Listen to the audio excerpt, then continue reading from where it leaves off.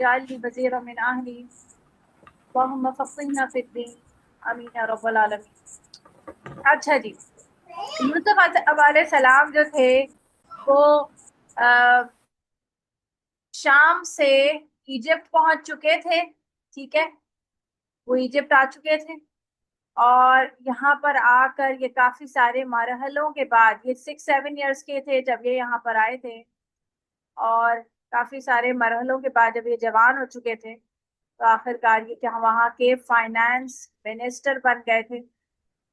और जब पूरे एरिया में ड्रॉट आया, यानी कि कहत आया, जब रेनफॉल्स नहीं हो रहे थे,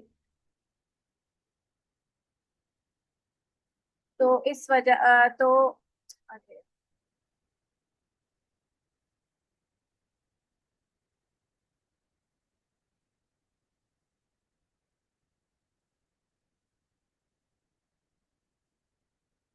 क्या होगा?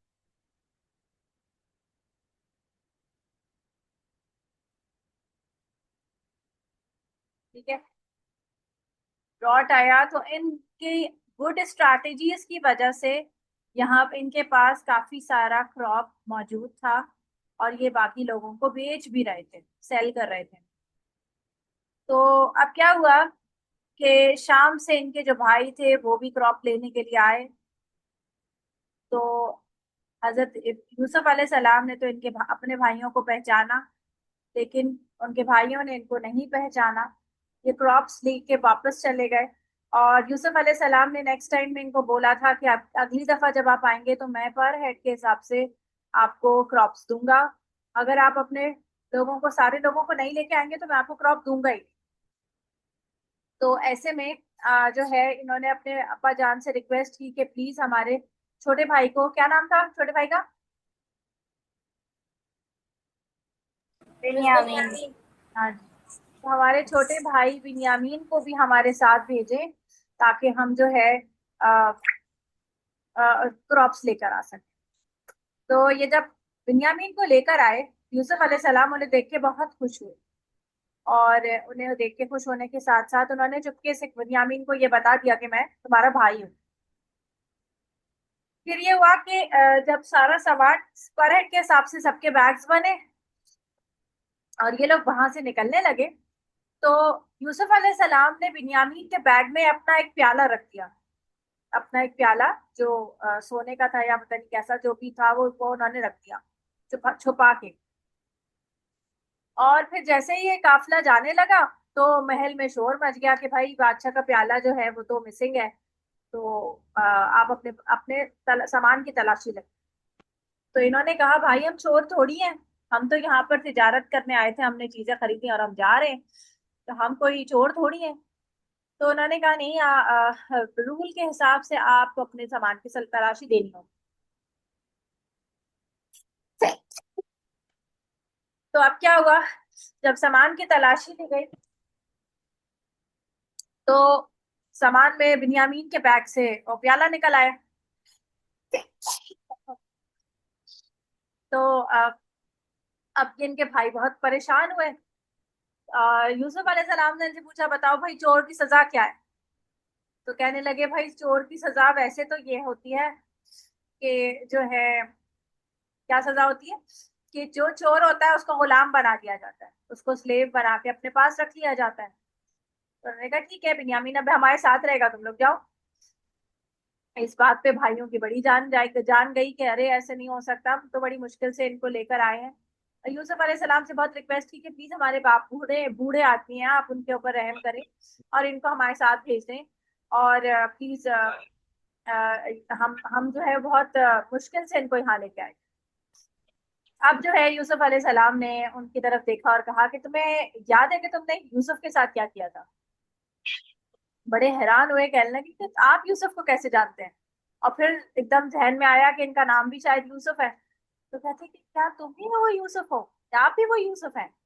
तो उन्होंने कहा हाँ मैं वही हूँ। तो बड़े हैरान हुए और बड़े खुश भी हुए कि अपने भाई को जिंदा देखा, क्योंकि उस बात की वजह से बहुत ज्यादा गिल्टी भी थे कि भाई बुरे नहीं थे। बस ये होता है ना कभी कभार इंसान को, जो शैतान जो है वो बहुत ज्यादा इतना गलबा हो जाता है शैतान का और अपनी ख्वाहिशात का कि इंसान कुछ गलत काम कर बैठता है। इसका मतलब ये नहीं कि वो बिल्कुल ही बुरा हो जाता है, अपने किए पे वो पछता रहे थे। तो इसे देख के वो बहुत खुश हुए और उन्होंने कहा कि अब्बा जान जो है उनकी आईसाइट नहीं रही है, तो बिन्यामीन को नहीं देखेंगे तो बहुत परेशान होंगे। तो उन्होंने कहा आप एक काम करें, मेरी कमीज उनके पास ले जाइए, वो आपकी बात पे यकीन करेंगे, और आप उन्हें और अम्मी जान को दोनों को हमारे मेरे पास यहीं ले आए। ये लोग वहां पे वापस गए, तो इनमें से एक एक जो भाई था वो कहता है मैं तो वापस नहीं जाऊंगा, अब्बा से इतना वादा करके आया था कि बिन्यामीन को साथ लेके जाऊंगा, बिन्यामीन यहाँ रुकने वाला है, मैं जो साथ वापस नहीं जाऊंगा, तुम लोग उसको लेके आ। ये लोग वापस गए, जाने लगे तो याकूब अलैहिस्सलाम कहने लगे कि अभी रास्ते में ही थे, काफिला रास्ते में ही था कि याकूब अलैहिस्सलाम कहने लगे मुझे ऐसा लगता है मुझे यूसुफ की खुशबू आ रही। तो जब वो वापस आए, जब वो घर पहुंचे तो उन्होंने सारा वाकया सुनाया कि यूसुफ जो है वो वहां पर हैं और आपको बुलाया है और ये कमीज उनकी है। तो वो इतना खुश हुए उनकी कमीज देखकर, और वो कमीज देख के बहुत रोए भी। अब जो है अल्लाह ताला की तरफ से उनकी आंखें भी वापस आ गई, उनकी आईसाइट जो थी वो भी वापस आ गई, बहाल हो गई। ये मौजज़ा ही था, नबियों के लिए अल्लाह ताला कर सकते हैं। फिर क्या हुआ कि फिर क्या हुआ कि ये लोग सारे वापस यहाँ पर आ गए, इजिप्ट आ गए। ये सब शाम से उठकर अब इनके याकूब अलैहिस्सलाम भी जो है वो इजिप्ट आ गए। और जो है यूसुफ अलैहिस्सलाम ने अपने वालिदैन को, दोनों माँ बाप को अपने तख्त पे बिठाया और खुद भी उनके साथ बैठे। तो सारे भाई जो थे वो इज्जत की वजह से, ताजीमी जिसको कहते हैं ना, ताजीम के हिसाब से उन्होंने इनको सजदे में सजदा किया, सजदे में गिर गए। अच्छा, ये जो सजदा था, ये सजदा ताजीमी सजदा कहलाता है। ताजीम का माना होता है इज्जत के लिए। लेकिन जब नबी सल्लल्लाहु अलैहि वसल्लम की शरीयत आई ना, तो नबी सल्लल्लाहु अलैहि वसल्लम ने अपनी उम्मत को इस सजदे से मना कर दिया। अब हम लोग जो है वो इस तरह सजदा या किसी के सामने नहीं, अल्लाह के अलावा हम किसी को सजदा नहीं कर सकते, चाहे हम कितनी इज्जत या रिस्पेक्ट में क्यों ना करें। ठीक है, ना तो हम सजदा कर सकते हैं। अच्छा, व्हाइट स्क्रीन आ रही ना बेटा आप लोगों के पास? मैंने स्क्रीन चेंज की दिया, व्हाइट स्क्रीन ही आ रही है ना बच्चों? बस। हाँ, वो व्हाइट बोर्ड ही आ रहा है। ठीक है। तो फिर क्या हुआ कि हमारी हमारी शरीयत में हम किसी को ना तो रुकू की तरह झुककर किसी को सलाम कर सकते हैं जैसे चाइनीज वगैरह करते हैं, और ना ही हम सजदा कर सकते हैं जैसे कोई बुतों को सजदा करता है या मज़ारों पे जाके सजदा करता है। तो ये सजदा हमारे लिए अलाउड नहीं है। ठीक है, सिर्फ नमाज में ही जो अल्लाह के सामने सजदा किया जाता है और रुकू किया जाता है वो ही कर सकते हैं। तो जब ये सब सजदे में गिरे ना, तो जब ये छोटे ही थे ना यूसुफ अलैहिस्सलाम, तो इनको अल्लाह ताला ने ख्वाब भी दिखाया था। इनको एक ख्वाब दिखाया था कि इन्होंने आके अपने वालिद को आके बताया था कि चांद सूरज सितारे मुझे सजदा कर रहे हैं। तो इस पर याकूब अलैहिस्सलाम ने कहा था कि बेटा तुम्हें बहुत बड़ा अल्लाह ताला बहुत बड़ा कोई रुतबा देगा। ये रुतबा का मतलब होता है बहुत बड़ा, क्या कहते हैं, क्या कहते हैं, दर्जा या पोजीशन, बहुत बड़ी पोजीशन मिलेगी तुमको। लेकिन इसका जिक्र अपने भाइयों के साथ नहीं करना, कहीं ऐसा ना हो कि वो तुमसे जेलस हो। ठीक है, तो क्योंकि याकूब अलैहिस्सलाम को इनकी जेलसी का आइडिया था, शुरू से ही आइडिया था। तो इसलिए उन्होंने इनको मना किया था कि इस ख्वाब का जिक्र मत करना। तो जैसे ही जब ये लोग सजदे में गिरे ना, तो यूसुफ अलैहिस्सलाम ने अपने वालिद को कहा कि बाबा मेरे मेरे ख्वाब की ताबीर, ये मेरे ख्वाब का मतलब है। देखो, तो ये बचपन में जो देखा हुआ ख्वाब था वो जवानी में जाके कंप्लीट हुआ, और वो इसी तरह कंप्लीट हुआ कि इतने सारे बीच में सरकमस्टांसेस थे कि वही भाई उनको कुएं में डाल गए थे और ये ऑलमोस्ट मौत के दर पे थे। अल्लाह ताला ने फिर भी इनको बचाया। और कितना इस सारी सिचुएशन में आप देखो कि फाइनेंस मिनिस्टर की बीवी ने उनके साथ कितनी जो है वो कॉन्स्पिरेसीज की थी, और क्या कुछ जो है वो इनके साथ हुआ। ये जेल में रहे कितने साल, और फिर जाके उनको ये पोजीशन मिली है। हम ये सोचते हैं कि फौरन ही हमको जो है वो सब कुछ मिल जाए और हम बस दुआ करें और हमारी हर ख्वाहिश जो है वो 2 मिनटों में पूरी हो जाए। अल्लाह ताला ने बहुत से प्लान्स हमारे लिए रखे होते हैं, और बहुत सारी चीजों से गुजर कर हम उस लेवल तक पहुंचते हैं जिस लेवल का हमारा हमारा नसीब होता है, या जो भी हमें अल्लाह ताला ने हमारे लिए रिवॉर्ड रखा होता है। तो हर मरहले से गुजरने के बाद ही आप जो है उस पर जाते हैं। तो इससे इससे हमें ये सबक मिलता है। तो यहाँ हमारी जो है यूसुफ अलैहिस्सलाम की स्टोरी खत्म हुई।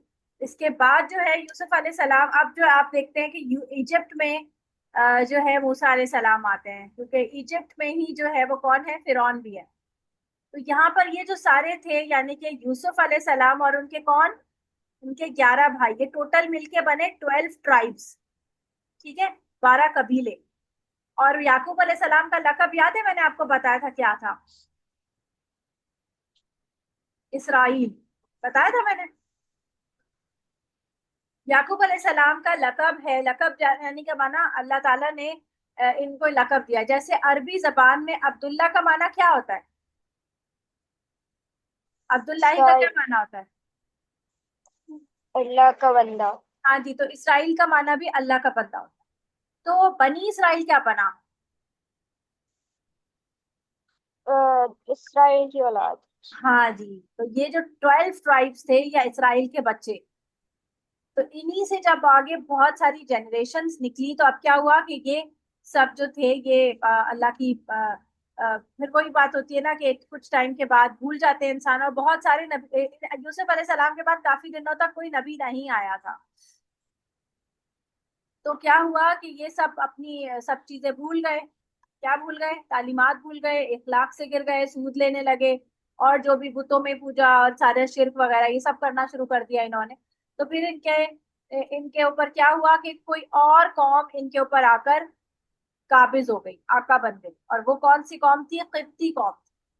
कौन थी, किब्ती थी, ऑफ वेबे, किब्ती। ये किब्ती लोग थे जिनके बादशाहों का लकब फिरौन था। सही है, जिनके बादशाह जो है, यानी जो इनके किंग्स थे, उनको फिरौन ही कहा जाता था। जैसे आप इंग्लिश में देखते हैं कि आपने कभी उसकी डेड बॉडी के पास लिखा होता है तो रामसेस लिखा होता है, रामसेस 1 2 3। सही है, ये इंग्लिश में उन्होंने रामसेस, वरना अरबी में कुरान मजीद जो इनको एड्रेस करता है जिन नामों से, वो फिरौन के नाम से करता है। ठीक है। फैरो तो इंग्लिश में तो फैरो होगा ना। हाँ, फैरो भी हो सकता है, लेकिन ये इस नाम से भी होता है, रामसेस करके नाम से भी। आप कभी सर्च कीजिएगा तो उसके जो उसका, अच्छा। जहाँ पे उसकी बॉडी रखी हुई है ना, नेट। वहां पर ये लिखा हुआ है 1 2 3, इस तरह से उसके ये भी है। और भी इसके जो बच्चे होंगे या और कोई। तो फिरौन इनके जो है वो किंग्स का लकब होता था। और ये सारे जो है ये बनी इसराइल को क्या बना लिया इन्होंने, स्लेव बना लिया। ठीक है, अब यहाँ पे स्लेव्स हैं ये, और फिरौन है, और यहीं पे अब मूसा अलैहिस्सलाम आए। तो अब यहाँ ये स्टोरी मैं शुरू करूँ या, अभी तो बहुत सारे स्टूडेंट आज आए ही नहीं, बच्चे पता नहीं क्यों नहीं आए। आज हम और कोई बातें कर लेते हैं, क्योंकि ज्यादा स्टोरी सुनाएंगे तो फिर सारी स्टोरी निकल जाएगी। क्या कहते हैं आप लोग, स्टोरी सुना दूं, मूसा अलैहिस्सलाम की स्टोरी कर दूं क्या। आपकी मर्जी है। आप बताओ ना, मेरी तो मर्जी, मैं तो जो दिल चाहे करूं। आप लोग बताओ। जुहेर, आपका कैमरा क्यों बंद है बेटा, आप बताओ। आप लोग तीनों बताओ मुझे, स्टोरी आगे कंटिन्यू करूं मूसा अलैहिस्सलाम, कर दे। कुछ हाँ या चलिए। ना, कुछ भी नहीं बोल रहे। चले, अब क्या हुआ, ये स्लेव्स बना दिए गए। अब इस इसमें क्या हुआ कि ये स्लेव्स हैं और यहाँ फिरौन है। अब फिरौन जो था ना, वो इंतहाई क्रूअल किस्म का और इंतहाई जाबिर बादशाह था। ये ऐसा बादशाह था कि ये नई नई किस्म की पनिशमेंट्स इजाद करता था लोगों को अजियत देने के लिए, लोगों को हर्ट करने के लिए। तो क्या करता था ये, जैसे कि लोगों को जो है वो दीवार के अंदर कीलों के साथ, बड़ी बड़ी कीलों के साथ ठुकवा देता था, मतलब दीवार अस्सलाम को। वालेकुम। अस्सलाम वालेकुम अस्सलाम, किधर आ गए थे बेटा मौसा। बस हम लोग बाहर थे, सिग्नल्स अच्छा, का थोड़ा प्रॉब्लम। ठीक है। तो अब क्या हुआ कि पनिशमेंट के लिए ये बहुत ज्यादा मतलब मशहूर था, और इसके बारे में ये सारी चीजें आती हैं। तो अब इस अब इसको जो है किसी ने, या तो इसने ख्वाब में देखा, या इसको किसी किसी जो फॉर्चून टेलर वगैरह नहीं होते, उसने जो है किसी ने उसको बताया कि तुम्हारे इस एरा में, यानी कि कुछ कुछ एक साल का टाइम बताया, जैसे हम कहते ऐसे ही मैं बता देती हूँ, जैसे 2001 से लेके 2002, जैसे ऐसे एक साल के अंदर उसने कोई एक टाइम पीरियड बताया कि इस टाइम पीरियड के दरमियान में जो बच्चा पैदा होगा वो तुम्हारी जो किंगशिप है, तुम्हारी जो ये सारी बादशाहत है, इसके ऊपर बहुत ज्यादा वो होगा, यानी तुम्हारी बादशाहत खत्म कर देगा। तो इसको कहा, इसने कहा कि मेरी बादशाहत जो खत्म करे मैं उसे खत्म कर दूंगा। तो इस एक साल में जितने बच्चे पैदा हुए, जितने लड़के पैदा हुए, वो सबके उन उन सबको, सबको मार दिया। हाँ जी, उन सबको इसने बिल्कुल पैदा हुए भी, जब बिल्कुल पैदा हुए थे छोटे छोटे बच्चे, उन सबको इसने कत्ल करवाया। और ये कौन से बच्चे थे? ये स्लेव कौम के बनी इसराइल के बच्चे थे। आप देखोगे इस कदर इसका जोर चलता था इनके ऊपर कि उनके उनके पैदा हुए हुए बच्चों को छीन छीन कर उनकी फौज, उसकी फौजों ने उन्हें बच्चों को कत्ल किया। तो ये कितनी बड़ी जिल्लत की भी बात थी और कितनी अजियत थी कि अपने ही औलाद जो है वो ये सेव नहीं कर पाते थे। और ये जो भी लोग आते थे फिरौनी, इस कदर इनसे काम भी लेते थे। और ये हर काम, मतलब इतने बहुत ज्यादा जुल्म करते थे इनके ऊपर, कोई छोटा मोटा जुल्म नहीं करते थे। बड़ा मुसीबत में थे ये लोग, बहुत बड़ी। तो अब इस साल क्या हुआ कि बच्चा पैदा अल्लाह ताला ने करना था, मूसा अलैहि सलाम पैदा हो गए, मूसा अलैहि सलाम थे, वो पैदा हुए। और उनकी अम्मी को अल्लाह ताला ने इल्हाम किया। नेक लोगों को ना अल्लाह ताला दिल में कोई बात डाल देता है। एक तो हमारी कुरान मजीद की वही होती है ना, जो फरिश्ते के जरिए आती है। कुछ चीजें नेक लोगों के दिलों में भी आती हैं कि कोई ख्याल आया और वो अच्छा नेक ख्याल था, तो उसको कहते हैं इल्हाम। क्या कहते हैं उसको? क्या कहते हैं उसे? इल्हाम। इल्हाम इल्हाम। कहते हैं। यानी ये भी अल्लाह की तरफ से एक नेक ख्याल होता है, ठीक है, नेक ख्याल। तो इल्हाम जो है वो अल्लाह ताला ने किया उनको कि तुम अपने बच्चे को संदूक में डालो और दरिया में बहा दो, और वो संदूक जो है वो बच्चा बच जाएगा। तो इधर सामने से फौजें आने वाली थी, इन्होंने घर के पीछे से जल्दी से बच्चे को संदूक में डाला और संदूक जो है वो दरिया में बहा दिया। और फिर अपनी बेटी को कहा कि जाओ इसको देखो कहाँ तक जाता है। तो बेटी दरिया के किनारे किनारे चलती रही, वो थोड़ी बड़ी थी, 7 8 10 साल की होगी शायद, वो साथ साथ चलती रही और वो जो है संदूक आगे आगे जाता रहा। अब फौजें तो आगे से चली गई, लेकिन वो संदूक जो है वो जाके कहाँ रुका? वो जो महल था, फिरौन का महल था, उसके पीछे वाले एरिया पे जाके रुका। अब जो है बच्ची देख रही थी दूर से। अब यहाँ पर जो है वो मलका बैठी हुई थी, जो क्वीन थी, जो फिरौन की बीवी थी। और उसकी उनकी लौंडीवा वगैरह जो उनकी कनीजें थी वो थी। तो उन्होंने कहा, अरे ये क्या इतना बच्चा सा आया है, कोई उठाओ उसको। तो उन्होंने उसको पतरिया से निकाला। अल्लाह ताला ने मूसा अलैहि सलाम के चेहरे पर ऐसी मोहब्बत रखी थी कि जो शख्स उन्हें देखता था ना, तो वो मोहब्बत में मुब्तला हो जाता था। यानी कोई मैजिक चार्म था कि उनको देखते ही क्या था, जैसे वो हैरी पॉटर में लव पोशन नहीं था, ऐसे ही लव पोशन था उनके ऊपर कि जैसे ही वो उनको कोई देखता तो उनके ऊपर उनसे क्या हो जाता, मोहब्बत हो जाती। वो छोटे से थे बिल्कुल और इतने प्यारे बच्चे थे। तो क्वीन को तो उनसे बहुत मोहब्बत हो गई, उन्होंने कहा कि ये तो मैं अपने पास रखूंगी। अब फिरौन जब घर आया तो उसने कहा, अरे घर में बच्चा कहाँ से आ गया? तो उसने कहा कि देखो कितना प्यारा है बच्चा, और इनका ना अपना कोई बच्चा था भी नहीं। उन्होंने कहा क्या पता हम इसको अपना बेटा बना लेते हैं और ये इसको अपने पास रख लेती हूँ, मुझे तो बहुत पसंद आया। अब फिरौन जैसा इतना क्रूअल किस्म का आदमी, उसने कहा अच्छा ठीक है रख लो। अल्लाह ने रखवाना था, तो उसके दिल पर भी ऐसा कोई असर अल्लाह ने रखा कि उसी के घर में उसकी नाक के नीचे जिस बच्चे को मारने के लिए उसने इतने हजारों बच्चे मरवाए, वो ही बच्चा उसी के घर में पल रहा था। अल्लाह का देखे कानून। तो ये जवान हो गया। क्या कह रहे हो माज? ये जो फ्यूचर बताते हैं और बोलते हैं कि ये होगा, तो ये लोग सही होते हैं? देखो बेटा, फ्यूचर जो बताते हैं ये बेसिकली कैसे बताते हैं? ये जो फॉर्च्यून टेलर होता है, याद है मैंने आप लोगों को एक कहानी सुनाई थी जादू पर, जादू के जो किस तरह से जादू किया जाता है। आपको पता है कि आपके साथ हर इंसान के साथ, हर एक ह्यूमन के साथ कौन होता है? उसका एक करीन होता है, याद है? एक करीन जी होता है। मैम। तो करीन कौन होता है?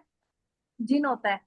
ठीक है, हर ह्यूमंस के साथ जिन लगा होता है। फॉर्च्यून टेलर्स के पास भी कुछ जिन्नात होते हैं जो उनके अपने पास कब्जे में होते हैं। ये आपके इन जिन्नों के साथ जो है वो कनेक्शन बिल्ड करते हैं और ये आपकी सारी बातें निकलवा रहे होते हैं। दूसरा ये कि जिन्नात जो है वो आसमानों पर भी जाते हैं। अब ये है कि आसमान के जो स्काईज के जो अब दरवाजे हैं अब इनके लिए नहीं खुलते, क्योंकि आपको याद है इब्लीस वाली कहानी में मैंने बताया था कि वो सेवेंथ स्काई पे मौजूद था जब आदम अलैहिस्सलाम को सजदा किया गया था। तो अब इनको सेवेंथ स्काई तक तो एक्सेस नहीं मिलता है, लेकिन हाँ फर्स्ट स्काई तक ये पहुंच फिर भी चले जाते हैं, फर्स्ट वाले स्काई तक ही फिर भी चले जाते हैं। तो वहां पे आपको पता है आसमानी दुनिया पर लौहे महफूज भी है। पता है लौहे महफूज क्या है? जी मैम। हाँ, किसी को पता है लौहे महफूज क्या है? ये वो किताब है, ये वो बुक है जिसके अंदर तमाम लोगों की तकदीरें हैं। जो कुछ भी होने वाला है और जो कुछ भी इस साल होगा, यहाँ से जो है फरिश्ते हैं यहाँ से अहकामात लेते हैं। सही। ये कहाँ है? ये बुक जो लौह महफूज है ये कहाँ है? फर्स्ट आसमान पे। तो अब यहाँ से जब ये लेके जा रहे होते हैं फरिश्ते तो आपस में कुछ बातें वगैरह करते हैं, तो इनकी बातें ये जिन्नात छुप के सुनते हैं। कोई बात सुन सुन पाते हैं, कुछ नहीं सुन पाते, फिर ये क्या करते हैं सब मिक्स करके ये बातें फॉर्चून टेलर्स को बताते हैं कि फला शख्स का एक्सीडेंट होने वाला है, या ये कि इसकी अम्मी के साथ कुछ होने वाला है, या कुछ भी इस तरह की बातें वो आकर बता देते हैं। और वो उस पर कुछ झूठ सच मिला के जो है वो लोगों को बताते हैं, तो लोग बड़ी बात कहते हैं अरे वाह ये तो बहुत पहुंचा हुआ चीज। समझ आई बात? ठीक है। तो फॉर्च्यून टेलर्स के पास जाने से हमारे नबी सल्लल्लाहु अलैहि वसल्लम ने सख्त मना किया है कि जो शख्स किसी फॉर्च्यून टेलर के पास गया, नजूमी के पास, उसने अपना हाथ दिखाया या अपनी अ, जो है वो कुंडली बनवाई। कुंडली आपने सुना है कभी? हिंदू लोग कुंडली बनवाते हैं, कभी सुना है? नहीं सुना? हिंदू लोग ना अपना कोई जायचा वगैरह बनवाते हैं और इसमें ना माँ के नाम के साथ देखो आपके आपके नामों के साथ किसका नाम लगता है? फादर। फादर का नाम लगता है ना।